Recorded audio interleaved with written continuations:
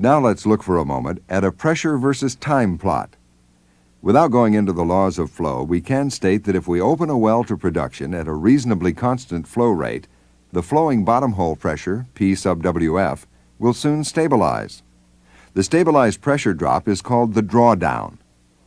Note in this case that for a stabilized pressure of P sub Wf1, the flow rate is Q sub 1.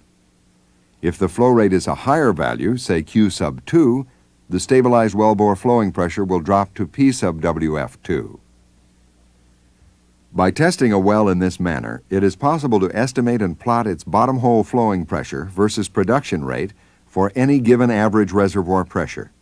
We see such a curve with the two data points for our two flow rates here.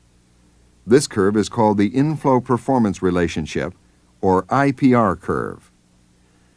Because the reservoir pressure usually decreases as more fluids are produced, the IPR over the life of a well will shrink toward the origin.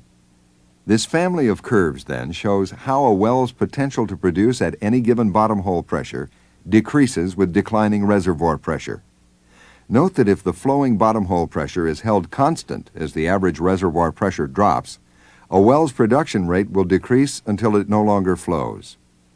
Alternatively, if the flow rate is to be held constant, the bottom hole flowing pressure must drop continuously to maintain the flow rate. At some point, the pressure cannot be reduced any further, and the rate must drop. The inflow performance relationship is a unique description of the performance potential of an oil well. It is the basis for the analysis of a well's behavior. It tells us what flow rate the reservoir will provide at a given pressure.